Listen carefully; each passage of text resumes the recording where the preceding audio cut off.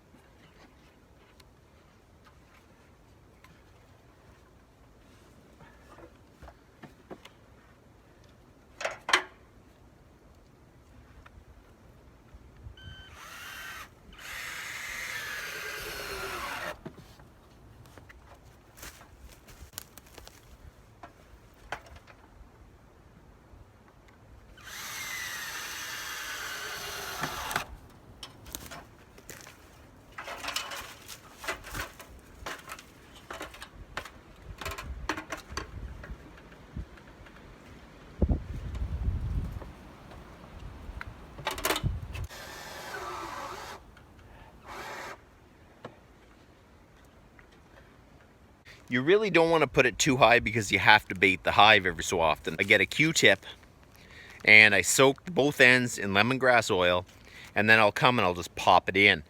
You really want to make sure you don't have it too high that you can't just pop it in, because you don't want to carry a ladder every time you go back to rebait the hive. That is another thing to keep in consideration. Okay, so this bait hive is up and baited. So we got this one hung up. I'm going to head over to the barn. We're going to hang one on the side of the barn, because I'm very interested to be able to see it from my house, so I can see if see if a swarm's moving in. Maybe I can get some footage of it or something like that. So we'll head over to the barn. We'll hang another one up.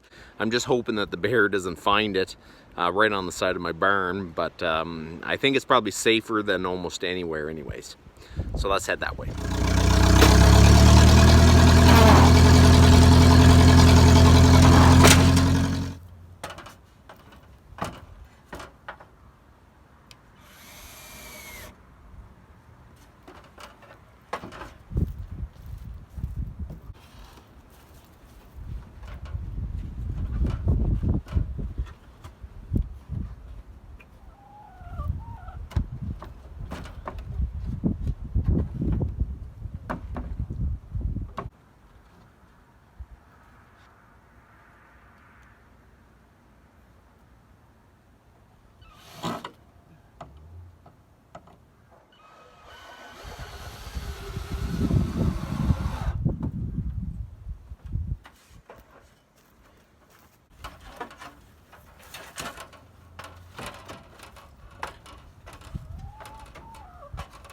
show you what I'm using. It's 100% lemongrass oil. And I just have Q-tips. And they have these little drippers on the ends. So I find you put it on until it soaks. And I will go and I will do the other side. This bottle will do a ton of baiting. I'm gonna take the Q-tip and just gonna pop it in the hive.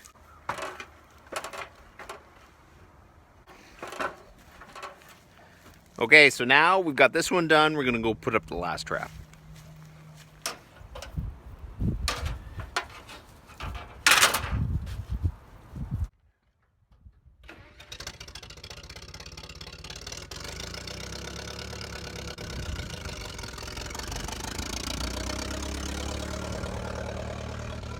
Here's the last swarm trap, and it's right on a tree line. I got all 3 swarm traps out at home. My goal is in the next few days to go out and put some swarm traps at my old bee yard. So my goal is to have about 15 swarm traps out, and I'm hoping out of the 15 I'll at least get a few swarms. But you just never know until the swarm decides to move in, and I'll keep you updated. That's enough for now. You guys have a good one.